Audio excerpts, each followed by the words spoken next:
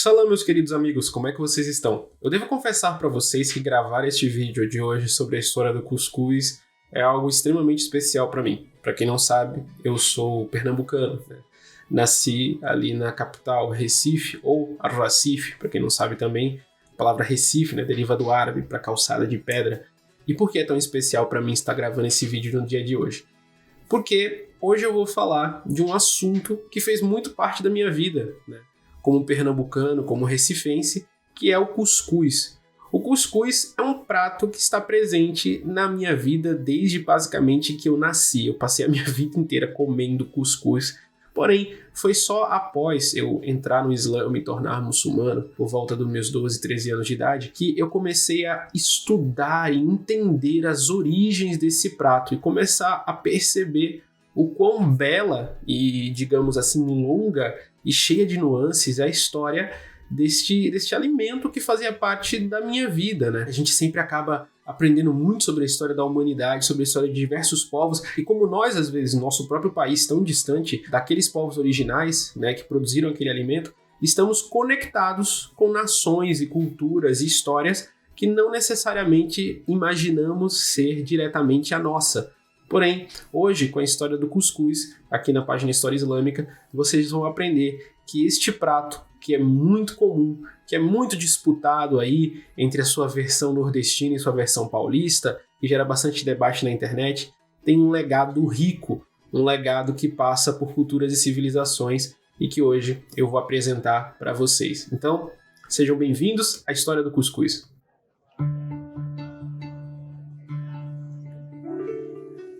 O cuscuz é prato nacional dos mouros e espalhou-se pela África do Egito ao Marrocos. De início era feito com arroz, farinha de trigo, e quando se espalhou pelo mundo, passou a ser feito de milho americano. Era um prato popular em Portugal na época do descobrimento do Brasil.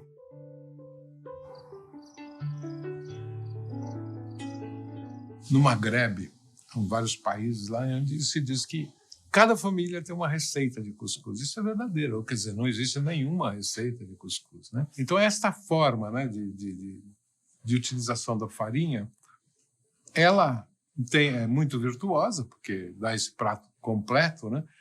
E vem para o Brasil e há essa adaptação à farinha de milho. E o cuscuz é muito funcional, porque ele é algo que, inclusive, absorve a umidade, né? Ele tem uma durabilidade, ele confere uma durabilidade maior à comida, não é? E depois, né, na medida que vai se conquistando o sertão, que a pecuária vai se expandindo para o Nordeste, etc., os vaqueiros, os tropeiros também fazem uso do milho, né, do cuscuz de milho.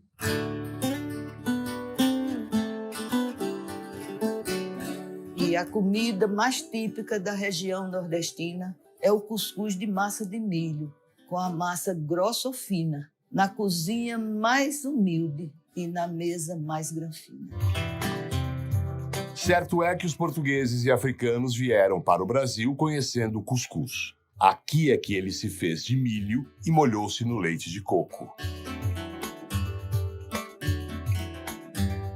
O português conheceu o uso do cuscuz pelos berberes, de tão velho e largo contato histórico. Era prato popular em Portugal quando o Brasil apareceu na Rota da Índia.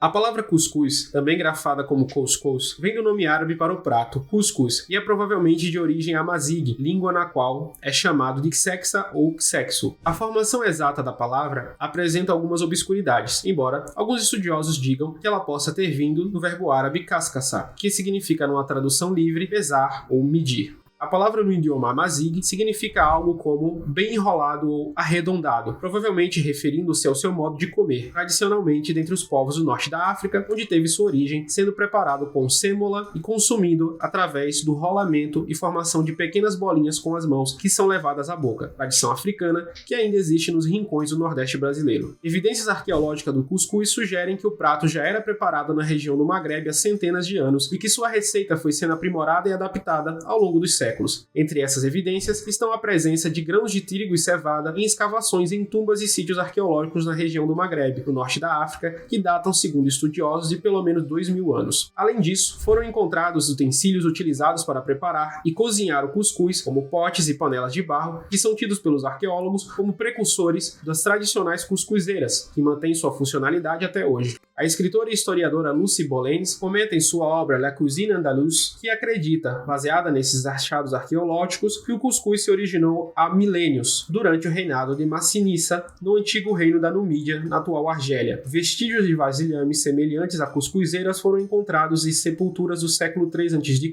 da época dos reis amazigues da Numídia, na cidade de Tiaret, na atual Argélia. Apesar da escassez de registros inscritos antes da expansão árabe do século VII, o cuscuz magrebino é reputado por ser justamente a versão original do prato, consumido por povos amazigues e tuaregues norte-africanos, a partir do qual todas as outras versões consumidas tiveram origem, desenvolvendo-se a partir dela.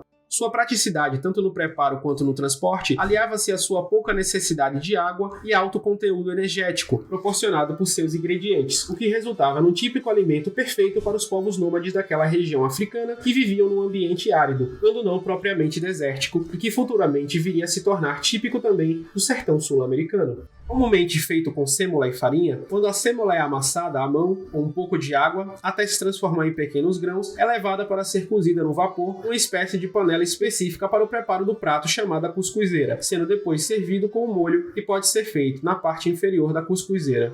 Com a conquista do norte da África pelos árabes muçulmanos do século VII e IX, a praticidade e o gosto distinto do prato fez ser adotado pelos conquistadores árabes. Nesta época é quando surge o primeiro registro do cuscuz no norte da África, no século VII, logo no início do contato entre árabes e berberes. Ele é mencionado de maneira rudimentar em um texto de um certo Ibn Shabib, que o descreve como uma refeição feita de grãos de trigo duro, cozidos a vapor e esfarelados em pequenos grãos. O historiador Maxime Hondisson encontrou 3 receitas distintas para o cuscuz no livro de receitas árabes do século XIII, Kitab al-Uslayd al-Habib, escrito por um autor ayúbida, e o anônimo livro de culinária árabe Kitab al-Tabir, todos mais ou menos à mesma época, ao redor de meados do século XIII. Isso indica que, ao menos por volta do século XIII, o prato era frequentemente encontrado na área que hoje é a Tunísia, Argélia e Marrocos, sendo consumido por árabes e berberes, e do norte da África, pouco demorara a chegar à vizinha Península Ibérica, então sob governo muçulmano. Um dos maiores legados da Ibéria muçulmana, o Al-Ándalus, foi, sem sombra de dúvida, a rica herança alimentícia e culinária que ela deixou para os estados que a sucederiam, hoje Portugal e Espanha.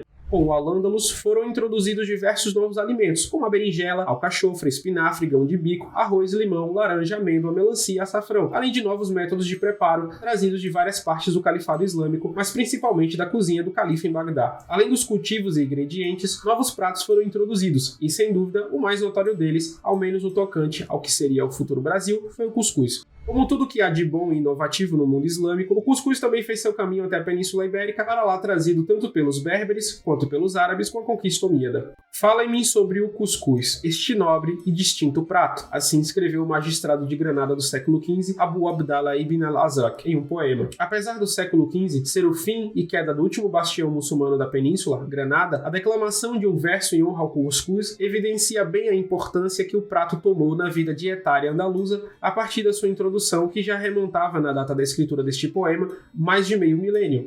Uma das primeiras referências escritas ao cuscuz é de fato feita no livro de culinária andaluza do século XIII, Kitab al-Tabir fil Maghrib wal-Andalus. Compilado por um escriba muçulmano de Valência, o livro detalha a arte de misturar alimentos, da recomendação estrita sobre a ordem dos pratos, e inclui cerca de 500 receitas da Síria, Egito e Sicília e outros lugares habitados por muçulmanos, muitos dos quais exigem o uso do cuscuz. Todavia, a referência não anônima mais importante fica Tayyibat al-Ta'am wal-Alwan, de Ibn Hazm al-Tujibi, um poeta e escritor culinário de Múrcia, na atual Espanha. Esta sua obra nos dá uma receita completa do preparo de cuscuz e um vislumbre da gastronomia andaluza da época, fortemente influenciada pelos berberes e árabes. Como o cuscuz era um prato fácil, satisfatório e que poderia ser feito em grandes quantidades, isso provavelmente o ajudou a se tornar favorito da população comum, tanto quanto dos nobres. Um fervilhar gastronômico que teve lugar em Al-Ándalus, o cuscuz não apenas era comido à moda original amazigue, mas muitas vezes vinha com acompanhamentos também, sejam vegetais ou animais. E para quem acredita que a disputa entre o cuscuz paulista e o nordestino é moderna, saiba que desde a Idade Média, o cuscuz de receita andaluza e o de receita magrebina disputavam o pódio de verdadeiro cuscuz. O que se mantinha era a maneira de comer, fazer bola com as mãos e comê-lo em bandejas no chão.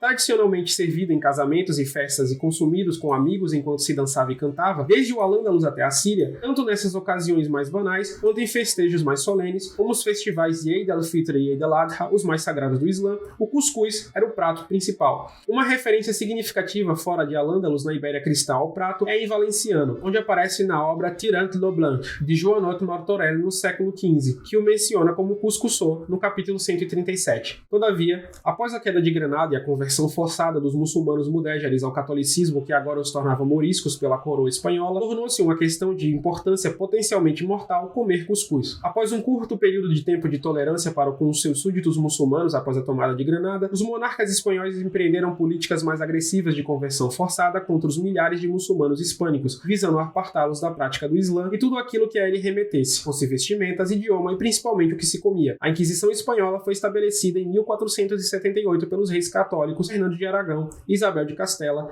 em resposta às preocupações com o aumento do número de judeus e muçulmanos convertidos, conhecidos como conversos, suspeitos de praticar secretamente suas antigas religiões, além de suprimir heresias no seio do catolicismo. Sendo um prato característico da cultura hispano-muçulmana, o cuscuz se tornou integrante da lista negra do clero católico espanhol e dos inquisidores. O Sínodo de Guadix, de 1554, compilou várias práticas religiosas e populares dos mouriscos, apresentando-as como sinais de adesão ao Islã dessas pessoas forçadas ao batismo, chamadas de cristãos novos. Não só a abstinência de carne de porco, como também o consumo de cuscuz, passaram a ser considerados pelas autoridades eclesiásticas um sinal de islamismo, tendo o sínodo recomendado que as autoridades trabalhassem para erradicá-las. Desse modo, comer cuscuz, assim como outras práticas como sentar no chão para comer, era considerado incriminatória prova de identidade religiosa, e os julgamentos da Inquisição frequentemente incluíam perguntas e depoimentos sobre práticas alimentares e culinárias que se tinha em casa. Uma denúncia de uma mulher mourisca de Toledo apresentada à Inquisição em 1547 diz: ela comia à maneira muçulmana, sentada com seus parentes, agachada em torno de uma bandeja na qual serviam cuscuz e comia cuscuz com as mãos, fazendo bolinhas. Essa denúncia, entre tantas outras milhares que foram feitas e registradas, é curiosa, pois nos mostra diferentes costumes de origem árabe e norte-africana que foram adotadas pelos muçulmanos hispânicos: o hábito de comer no chão, o hábito de comer numa bandeja e o hábito de comer cuscuz, notando-se ainda que a forma descrita na denúncia é idêntica à forma original como o prato é consumido no Maghreb. Assim nasciam os tais hereges do cuscuz, um dos muitos absurdos da Inquisição espanhola.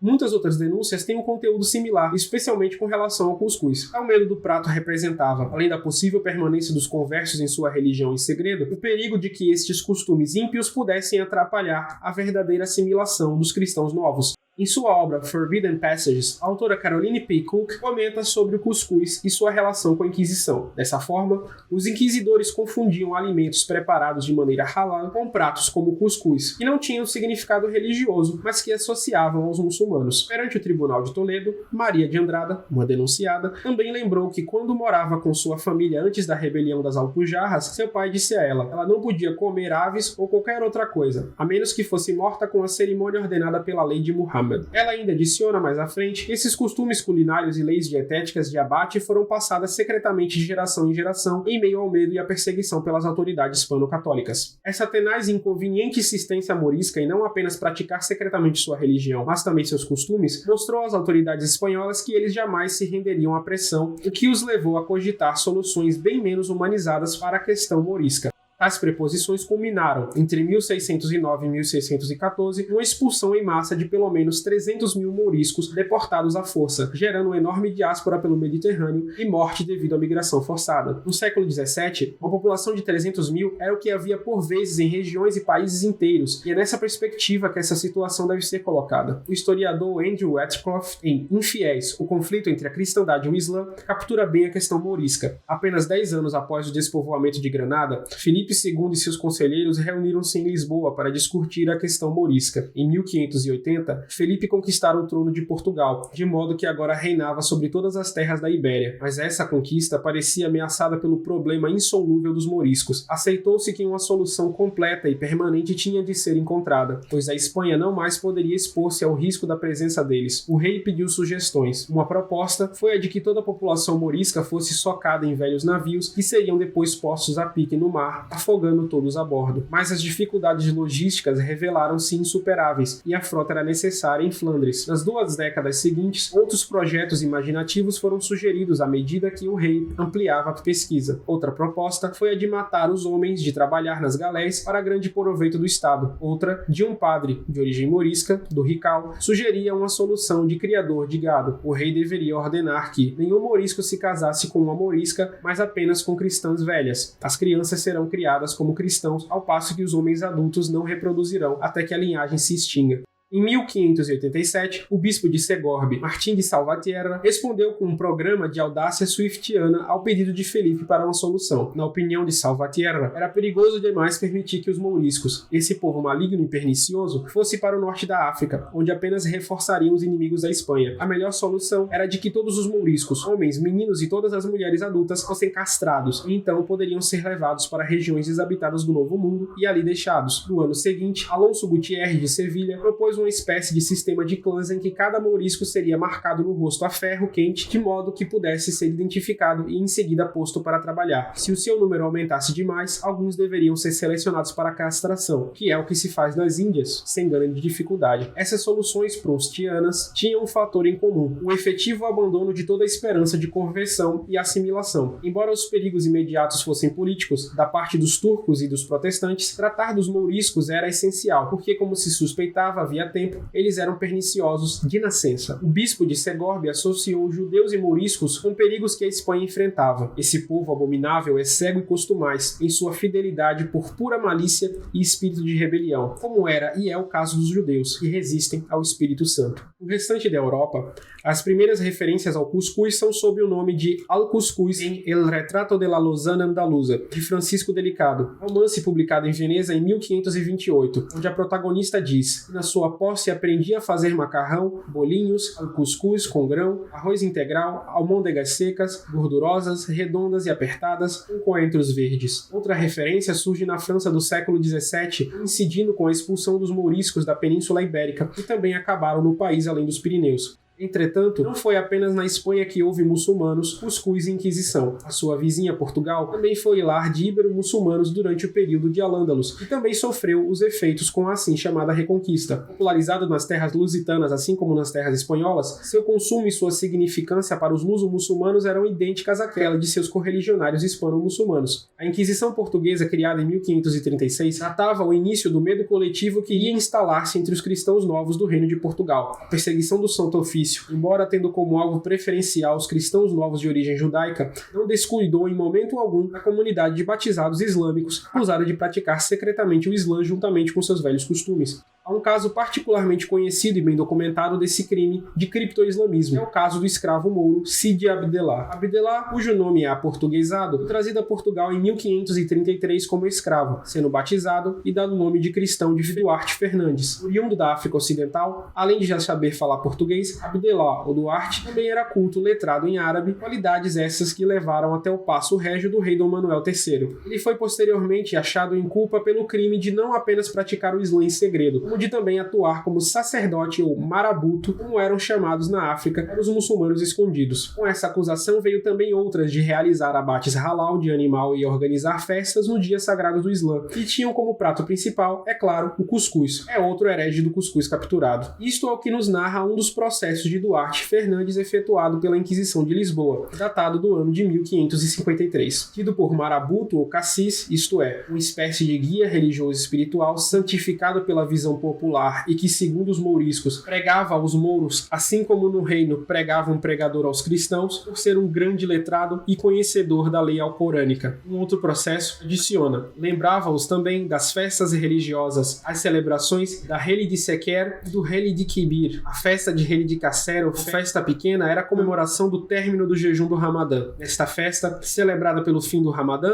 os mouriscos reuniam-se em grupos espalhados por diversas casas na cidade de Lisboa Lisboa, Évora, Elvas, Tavira e nas vilas de Setúbal, Olivença, Santarém e Lagos para comer alfitete e cuscuz. O alfitete era um prato doce, geralmente comido junto com cuscuz. Para além de vários escritos da época, incluindo denúncias à Inquisição do consumo de cuscuz, o cuscuz é ainda referido de maneira positiva numa peça teatral do renomado dramaturgo português Gil Vicente, A Farsa do Juiz da Beira, de 1525. Foi-se a boa diadela, e ao primeiro recado, disse: dai-me outro cruzado, que prazendo a Madalena, logo sereis aviado. Deus querendo muito prestes, porque aquele que me destes, em cuscuz comeu ela.